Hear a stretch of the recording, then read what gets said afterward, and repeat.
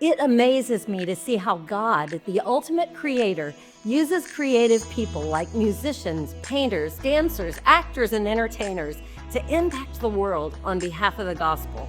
I'm Melody Tunney, and I am one of those creatives.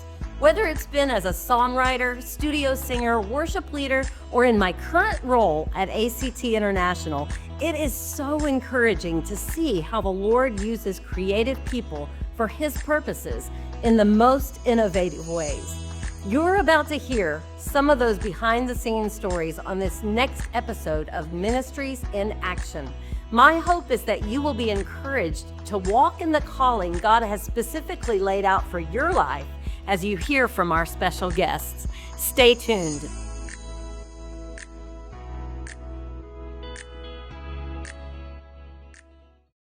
Welcome to Ministries in Action. Today I'll be speaking with Amy Pan and Danielle Cummings, and together they joined forces to form an organization called ReNew York. And they'll explain where that name came from, and you're going to love hearing the stories that they share about the ministry that they have to the artistic community in New York City. All right, hello, Amy and Danielle. Thank you so much for being with us. I've looked forward to this because I love what you do in your ministry, and it's so unique, and I'm really looking forward to letting our listeners hear about what you do. So welcome. Thank you. It's You're so good to get to talk to you. here as well. And I want to start with the name of your ministry is ReNew York. Am I even saying that correctly? Yes, yeah. Okay, ReNew York. So I know the story, but it's a great story of where that name came from. So somebody tell about that. Well, I mean, the main reason is that I'm a pretty lame person and I like puns. Yes. So honestly, I think I name most things something punny. But also, I think that I really liked the idea of kind of putting the vision right there in the name, that we're bringing renewal to New York. And I kind of like the double play of it works if you think of kind of an email subject, like we're responding to New York. Yes. And then this is kind of concerning New York. So if you sort of think about it in all these different layers, it's like New York. Like Yes. we want more of what New York has, and we want to bring renewal through that. So, And you all have been in New York for how long? oh gosh, I've been here a little over 10 years now. Wow. Yeah, I've been here 6 years. Okay. And The average is like 3. So Amy's already doubled. Yeah. that's right. That's right. And I do want you to share what brought you two together, because I'm telling you, you are so hand in glove in this ministry. And there's overlappings that I see in your giftings, and then there are certain things that Danielle, you are strong in, Amy, you are strong in. So what brought you all together? Amy was coming up here. I met her when she was still in college. I'm a lot older, so I was her mentor on these college trips. Okay. Yeah, and basically felt like I could see some signs that she was probably also called to the city. So on one of those trips is when I met ACT and started ReNew York, and I immediately thought of her.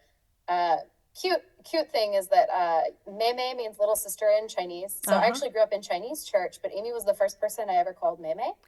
And I just intuitively felt like that connection with her as soon as I met her. Yeah. And so, yeah, I think we just sort of had a clear bond, and I could tell that there was a shared vision really pretty quickly. Yeah. Yeah. So. Well, I don't think I can let go what you just said, that you grew up in Chinese church. So talk about that for a second. Yeah, it's a funny thing about me, and I forget that it is not obvious. So sometimes I'll refer to it, and people are like, what? And I'm like, oh yeah, I don't look Chinese. So fair. I'm not Chinese. Right. I'm not secretly born in China, though I do joke about that sometimes, or anything like that. I became Christian sort of on my own. And then was like reading the Bible and was like, church seems like a big deal. So I prayed for one, and the one I got invited to was a Chinese church. And so I actually really came of age and learned how to be an Asian American Christian. And I didn't know that that was kind of distinct until I moved here. And then these are actually my first multicultural churches. And it was a bit of a culture shock for sure, because I wasn't used to other types of thinking about leadership and thinking about evangelism and stuff like that. I was very Asian American Christian. So That is it's a funny detail about me. that is, man. Well, I do want you to tell a little bit about, bottom line, what do you find yourself doing on a daily basis in your ministry? And then I want to ask a specific question, and so you'll know this is coming. But you told me about this story where you had written a script and something that you did for the people that didn't get the role. And so be thinking about that as well. But just tell us a little bit about what you do on a day-to-day basis. Yeah. I think we tend to think about our weeks sort of like on a weekly basis. Okay. But we actually have 2 events every month. So our first event is always an event where we can equip Christian artists in ways to like either cultivate emotional health or ways to care for other people around them. And then our second event of the month is always like an art conversation type of night. So it could be a gallery or a movie night, but it's open for Christian artists to invite their non-Christian friends or their non-artist friends. And we've just found that art and like even movies are just like such an easy, approachable way for like shortcutting to profound conversation and like sharing different beliefs and stuff like that. So those are sort of our main landing points, and around that will be like event planning throughout the week, social media posting throughout the week. If we haven't seen an artist in a while, we'll often also just be like, oh, we haven't seen this person, like let's make sure to text and catch up with them. And so then we'll fill our time also with like meeting with these different people. And we just feel a really strong calling to also like participate in the culture making of New York. So we never really want to like make our own art that has nothing to do with like the conversations that are happening. So throughout the week, we'll also be like writing or auditioning and things like that. So I'm actually currently in a show, and I'm also currently editing a 1-act to submit to different festivals later. And so, yeah, we like to really be like on the ground, like involved in the city. I always joke that we're like professional friends. That's right. And quasi-professional artists. Uh-huh. Because we're not making much money from it, but we are doing it at the professional level. Yes, that makes sense. And as you're talking about doing the event where you go to a movie or do something like that, I'm so sorry that in New York there's really not that much to do. You know, you probably have to think every day and go, what is there to do around here? Oh my goodness. I mean, you are so in the right place to be able to do that. What kind of a show are you in, Amy? Oh, I'm currently in a 1-act festival. How fun. Yeah. That's great. Kind of fun. She plays a therapist, and that's kind of fun because I actually played her therapist in a different film. Oh my goodness! Some real life role playing that can happen there. Exactly. Because I'm sure you've been each other's therapist at times. That's what friends do. That's part of it. That is great. So in the work that you do, you mentioned that you write scripts. What else do you do, Danielle, as far as, the variety of things with the arts? Yeah, I write predominantly fiction. Okay. So like right now I have a very low fantasy novel that I'm trying to get published. I'm also about to finish a fiction podcast series that I've never done before. It's like a mystery, so it's done in 6 episodes. I'm on episode 5 right now in writing, and everything's outlined. I already know the end, but I just have to finish it. Great. And I, also I'm sort of very extroverted for a writer. It's really funny because when people like know I'm artistic, but they don't know what I do, they make a lot of guesses. The number one guess is musical theater. I wish I'm not that talented.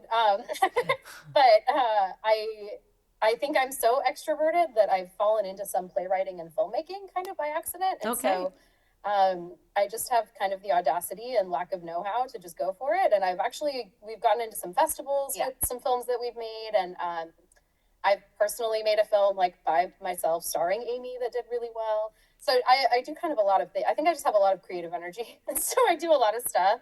I also throw very elaborate birthday parties, as Do you might guess. you? Yeah. Oh, I love birthdays. Yes, Oh, me too. that is great. Well, I'll have to come up there in January next year because that's my birthday, and we'll have Yeah, a you big should. It'll be party. very cold. Okay. Yeah, it will. It will.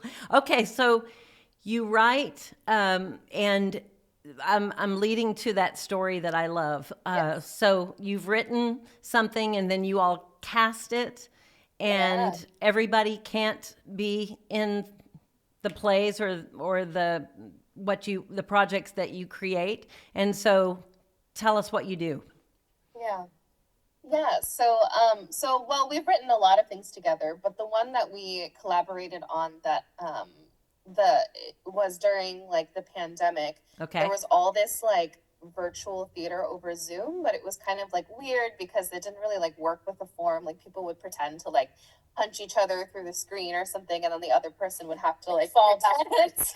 So we're just like pretending we're not online. And Danielle was like, "Well, what if we just like made a film that was like deliberately online?" And she just was like, and because she's also grown up in Chinese church, she was like, what's kind of beautiful in it, what it makes me think about is like the weird glitches and like communication problems that happen between like intercultural families, because in Asian American families, like there is a big gap between you and your parents because you feel like you belong to different places, and sometimes you don't even really speak the same language because you grew up speaking English but you never learned enough Chinese. And so they're actually like immigrant families are really beautiful stories of like how people fight to love and communicate with each other even though they're in the same family but of different cultures. And she was like, well, what if we just did a film about a Chinese American family and like Zoom as a metaphor for like the glitches in communication? And I was like, that is such a brilliant idea.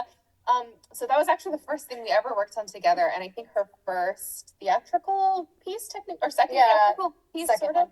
But yeah, we got to actually cast it, and so we did everything, professionally that you do, and we got not 1,000. We got a lot.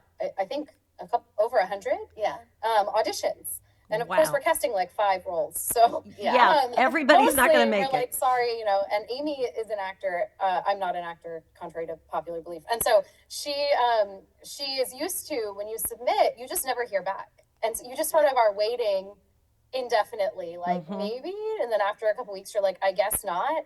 Yeah. And so I was like, hey, I like want to figure out how to be a light in this space. What you would prefer, like if you were to get feedback on your audition, that's like encouraging and caring feedback. She was like, yeah, that'd be a million times better.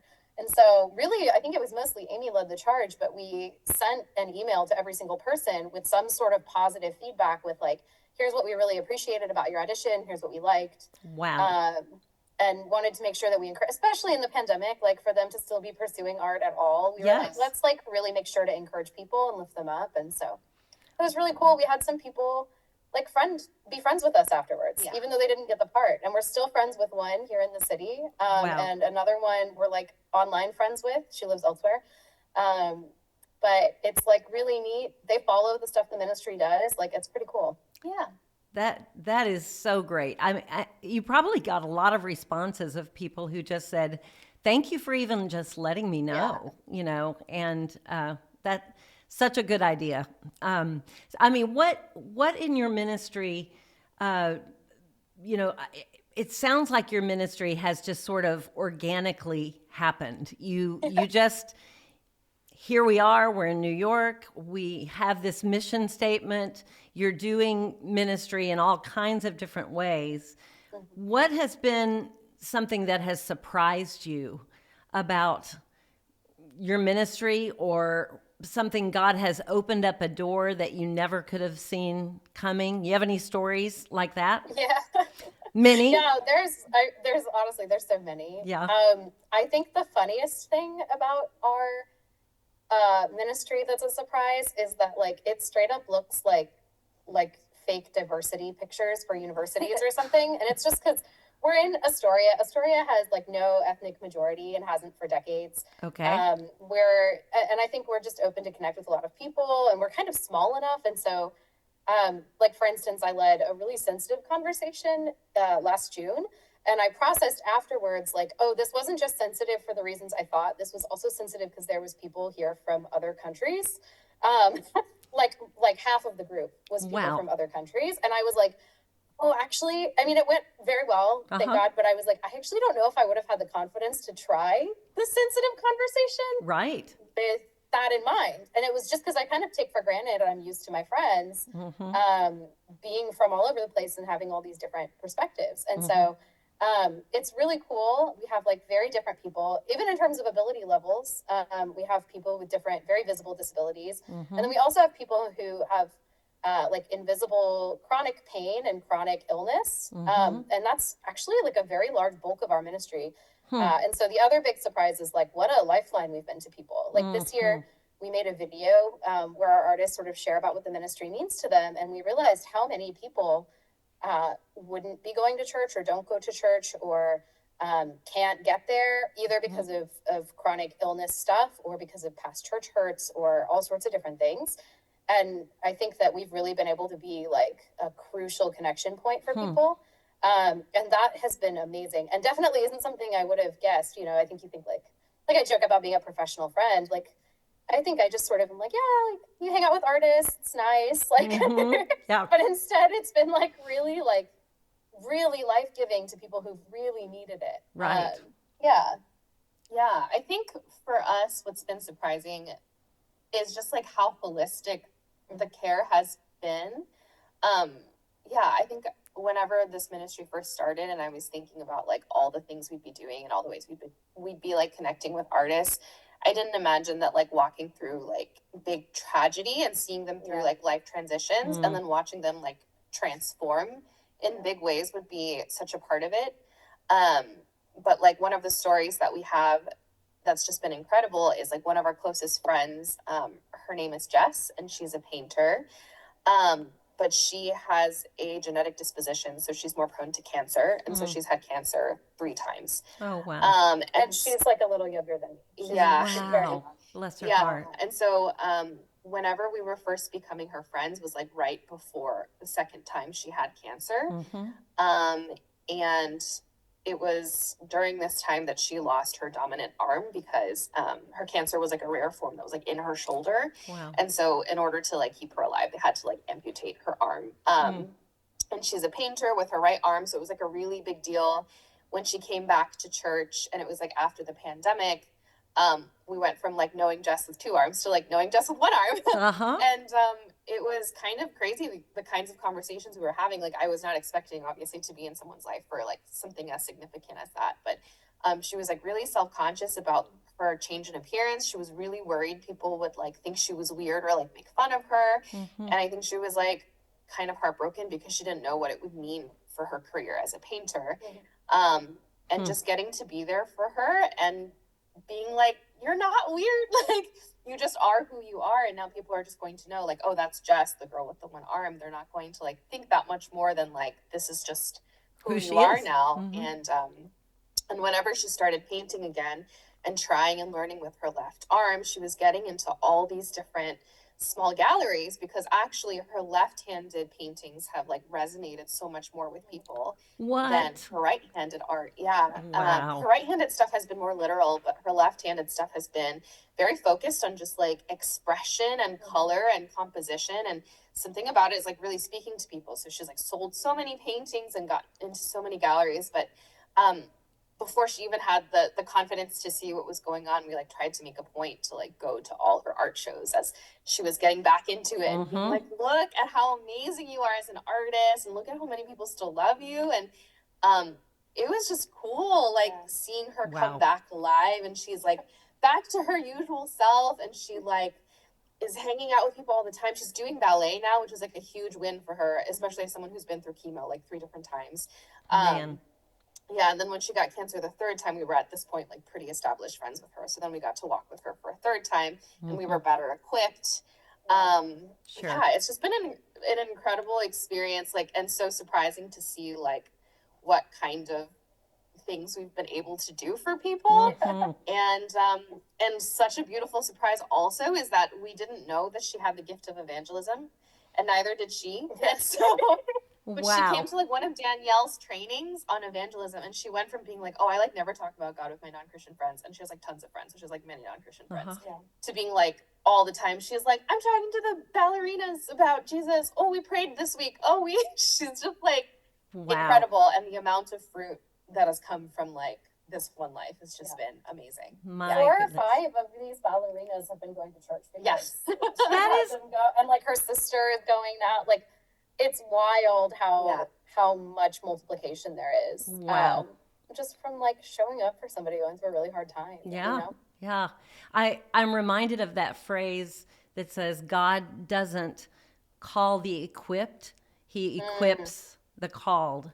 And Yeah. and that is, it's true. And also his ways are not our ways. I mean, bless her heart. She never saw that by losing her dominant arm, God had bigger plans for her. What a testimony. And I love that you guys have been able to walk alongside her as the body of Christ. That's what we're called to do. And I think in those situations, we, intentionally, God puts us in places where in our weakness, he is strong. And we're put in a situation where you never had training for how can I love this person? How can I say the right things? Those kind of things, but God gives us the words and clearly has put you all in her life and her in yours for such a time as this. So that is wonderful. So talking about evangelism, I'm just reminded of how the word is such a part of your ministry. What are favorite scriptures, or what are foundational scriptures for you in your ministry? Yeah. One that is still convicting me all the time this year is when we at some point we're discussing, like, especially like in New York, there is all this pressure to feel like you are called to an art form, and if you're called, like, you have to succeed at it, and that's like what is supposed to happen, like, if that's what's going on with you and God. And as we were studying the story of David and Saul, we were realizing that there is a very different way to like possess like your vocation. So like both of them were in some sense called to be king. And we know that Saul was appointed by God to be king, and then David was, but a really huge difference between them. Is that I think Saul was looking at his vocation more than his calling to God.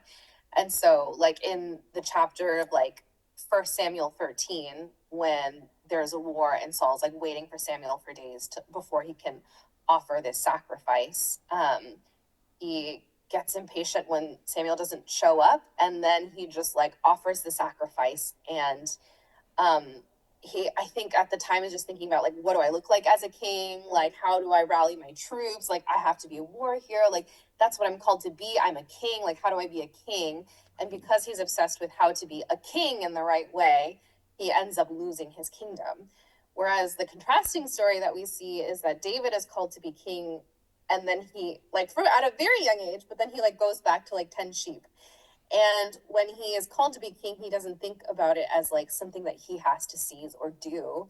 Like, he just follows God's voice step by step. And so it takes him years before he actually gets to be king. That's right. But it's because he understands that his calling is not to the vocation itself, and the vocation is part of his calling, but the vocation or his calling is to God specifically. And so even though he has all these opportunities to kill Saul at different points when he's like running for his life, and even his men are encouraging him and being like, look, it's your chance, like, you're supposed to be king, right? Like, why don't you just like go and like take like what is yours? And he's like, no, like, this isn't right.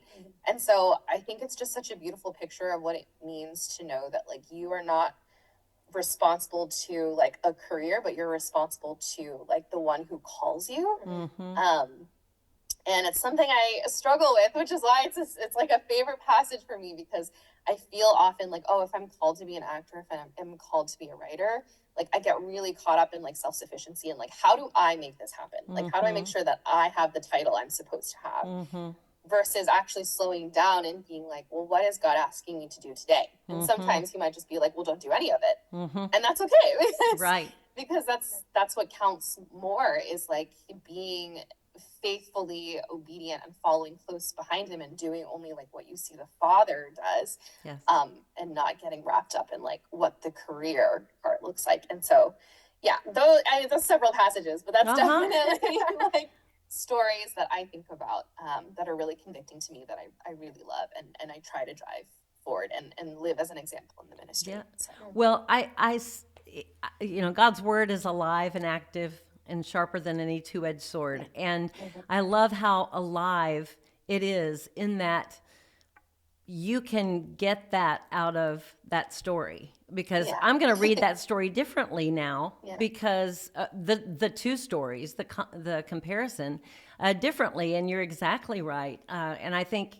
as you're saying, God calls us to be available. And so many days of all of our lives, we wake up and we want to do something important. We want to do something in the center of our gifting. I mean, Lord, you gave me these gifts, and so I want to use them all today. And sometimes our most mundane to us, or maybe our sleepiest days to us, have the greatest impact for the kingdom. God uses us, for you guys, in the lives of people that, again, you could never see coming, and it's not involving you acting or writing or doing any of those things, but just being and being willing to hear his voice and be obedient. So that's awesome, Amy. Thank you for sharing that, because that speaks to my own heart as I hear it. And so, Danielle, for you, what scriptures, are meaningful in your life? Yeah. The most foundational passage for me in my ministry, because I go back to it nonstop, is Acts 17, when Paul stumbles upon an altar to an unknown God. So he's like, in this city that's full of idols. I think people constantly refer to New York like that. Like, all the time I'm out of the city and people are like, New York is hard, and I'm like, it's really great, but but I think some of it's this attitude where Paul could have come in and seen all these idols and been like, oh no, and then left. But he doesn't respond that way. Instead, he responds by digging deeper and continuing to learn about what the values are and kind of what's going on in the culture. I think that it's an example to me of how to respond with curiosity. And then what he finds is, in particular, he quotes to them when he shares the gospel with them, he's quoting their own religious poem to them, right? And their own poetry. And I think constantly about that and how powerful that is, that art reflects what's going on in the hearts of the people. And that's an entry point. Like, that's where you share. And so he pays attention and he responds with curiosity. And because he stays curious, then he's able to respond with such genuine compassion. And so he chooses like curiosity and compassion over condemnation. And that's So something good. I try so hard to do. And that's what our art events are for, is like, let's all dig in together with some curiosity and compassion. And I love seeing how our art stirs up conversations with people where they get curious. And so I feel like that's such a crucial point of connection and such a picture of what it is to share the gospel from like a healthy place, is to listen well and let that inform sort of what's going on in the person's heart. How is God already working here? How's he already meeting them? And starting there and assuming that, instead of like shields up as soon as you see something that you don't, that you might even know is wrong. Right. I'm going to throw a question at you that I didn't prep you for, but I just, as you're talking, I think will be important for people to hear. What are some challenges that you face in your ministry? And these can be, emotional, mental challenges that you deal with, or, financial, physical. What are struggles that you are consistently bringing before the Lord to say, I need you to help me. Please help me. And I think that's important, because your ministry is, to me, it's so profound what you all are doing on such a simple seeming level, but there is such a depth to what you're doing, and I even just love seeing the joy on your face. You clearly love what you're doing. I know you don't have perfect days every day. None of us do. But what are some of the challenges that you face? Yeah. I think probably the biggest challenge is that, there's so much we could speak to. Yeah. So I think probably the biggest challenge is that we have very limited resources. So like we've never been fully funded as a ministry. I'm very confident we're doing what God called us to. So it's a good reminder to anyone, like don't listen to the external metrics as much as you feel like you should. But we haven't ever reached the 100% that we thought would be 100%. But we've always had 100% for God's plans, right? To do amazing things. Yes. But it's challenging, and I think it's kind of gotten harder for a couple reasons. One is like inflation, obviously, has gotten a little bit insane. And you're in New York. Come on. Yeah. I mean, you're in. So like eggs are like $13 now, and they're usually sold out. Are you serious? And so it's really challenging. Oh, Plus, my as our word. ministry has grown, like our finances don't stretch as far. We have a very small apartment, and we squeeze like very creatively. We squeeze people into the space for events, but we're hitting the upper tier. You know, like if we keep growing, we're going to have to start to figure out paying for other spaces, and we've already had to do it a few times. We have an event coming up where we're going to have to rent a space because it'll be bigger and things like that. And so, I think that is a interesting, constant challenge. I think thankfully, because we're creative people, we're very good at doing a lot with very little resources, but I think that it's getting harder and harder to stretch as far. Like we're just having to stretch further and further and further as we have more people, as we have higher inflation, as we have all these different things. And I think that that's getting challenging. I'm very grateful because, like I said, we have always had enough for what we're supposed to do. And I'm really grateful that we've been able to be generous and mindful of like how our gifts are affecting other people. And so it's not even really been a focus on like having more salary ourselves, although that is also a constant challenge, is that we are extremely penny pinching just to get by ourselves here. But I think that, again, just trusting that God's provided moment by moment. And so he's maybe not given us enough to build savings yet, but trusting and believing that like we need to be faithful in the step by step. I think kind of similar to that is like we're a 2-person team. And number one, I think we would really need the right person with the right chemistry and the right heart to join us because we, I think, are so aligned in our vision, and it's a hard job.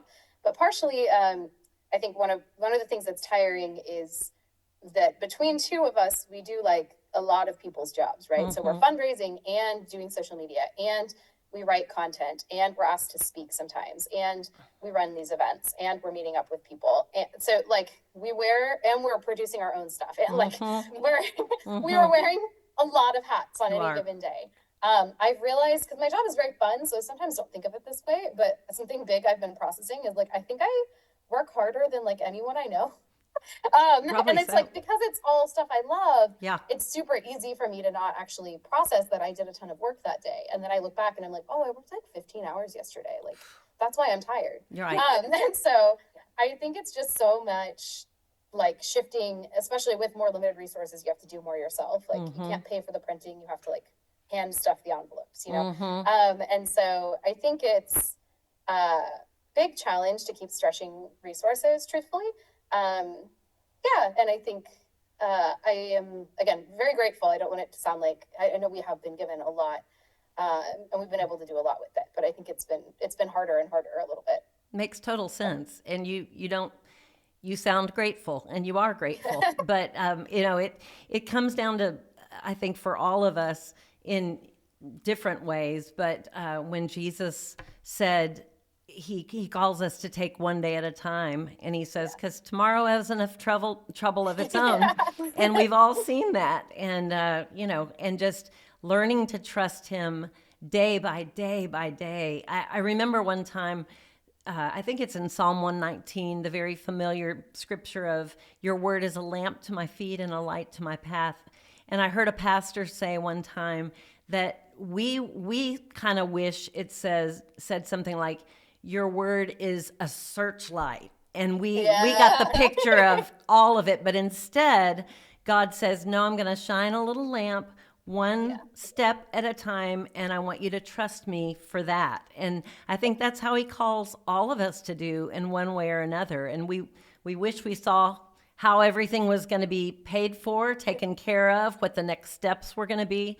And instead, God says, I'll let you know when it's time. Yeah. But along those lines, too, I'm just sitting here reminded, my husband has said, God is always on time.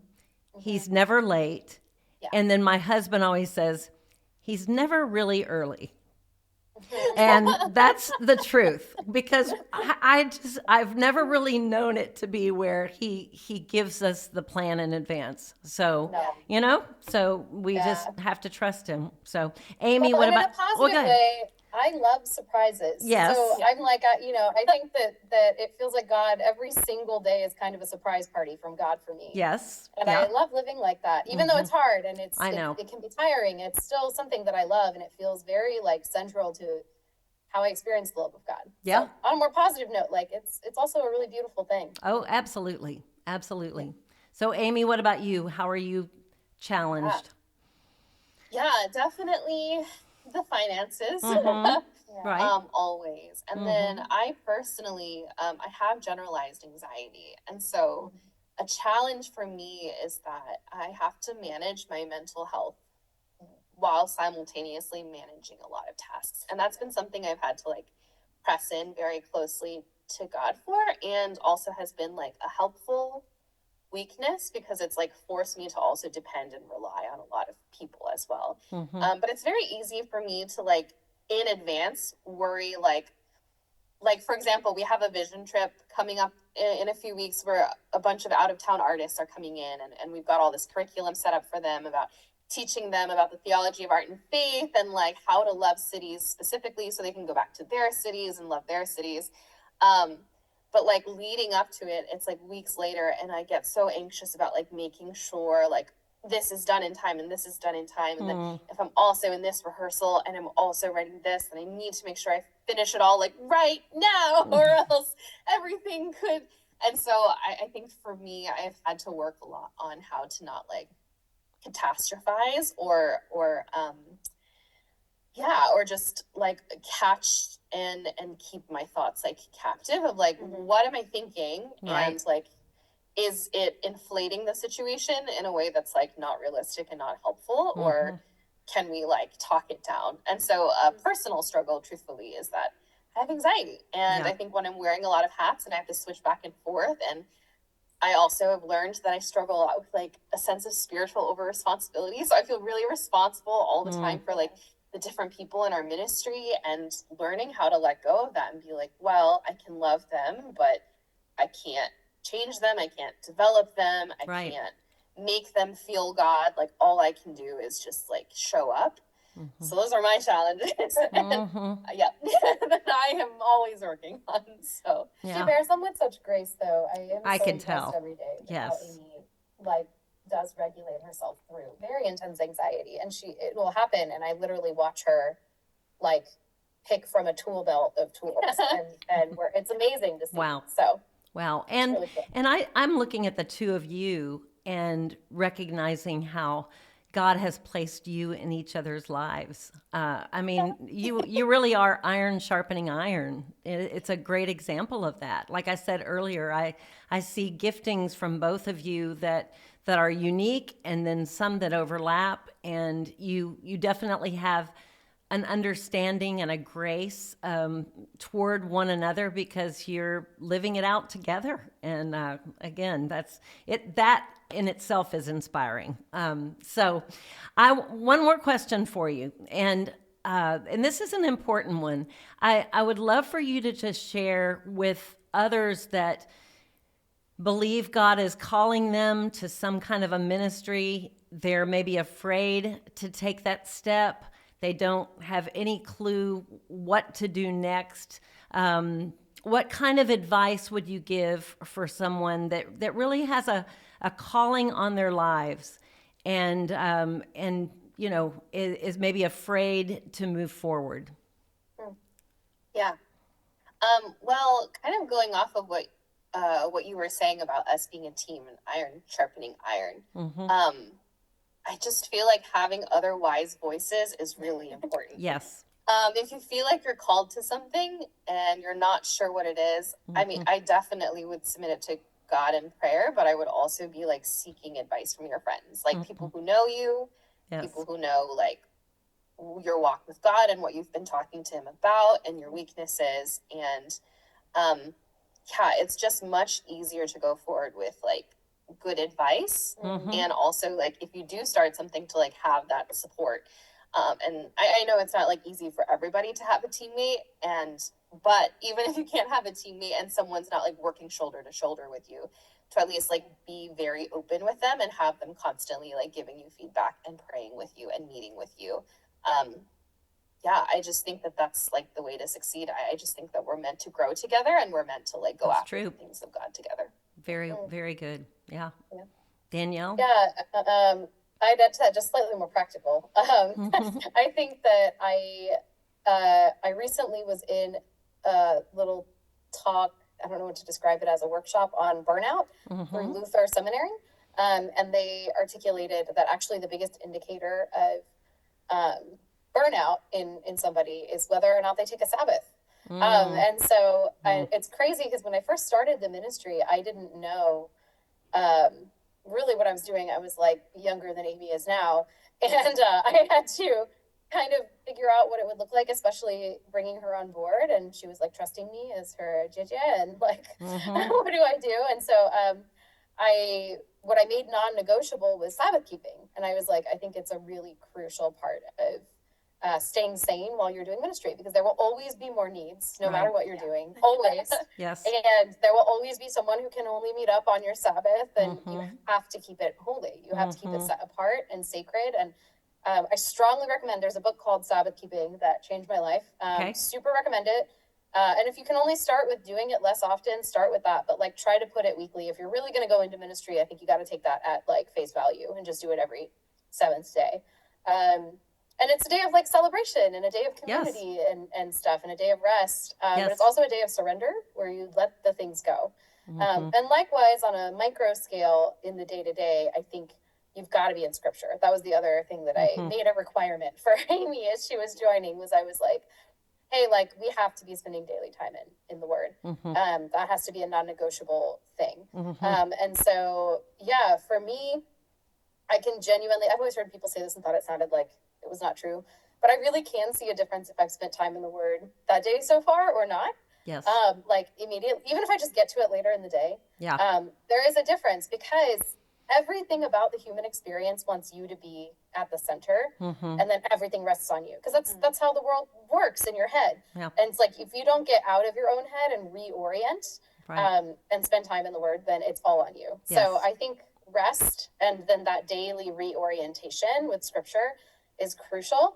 And lastly, like I said, just try to not be too hung up on like worldly ideas of success and failure, because it'll mess with your head, and I don't think it's helpful, especially with things like support. I'm just like, God's 100% for you isn't what you think 100% for yourself would be all the time, you know? Right. So don't let doubt creep in based on external things that are based on systems that may not make sense in a God worldview. So reorient, daily rest, and don't get too caught up on what the world's telling you is good and bad. Excellent. Excellent. I so appreciate your time today, and for just sort of peeling back the curtain on what the Lord is doing through ReNew York, and more importantly through Danielle and Amy. And so thank you very much for being with us and just sharing things that matter to our listeners, to our viewers. And for those of you who tuned in with us today, I want you to just remember that according to Ephesians 2:10, you are God's workmanship, created in Christ Jesus to do good works, which God prepared for you in advance. So God bless, and thanks for tuning in with us. Thanks, ladies. Thank you. Thank you for joining us for today's Ministries in Action podcast. If you are looking for a home to use your unique talents for the kingdom, Visit our website at actinternational.org. We would love to help you fulfill your God-given mission.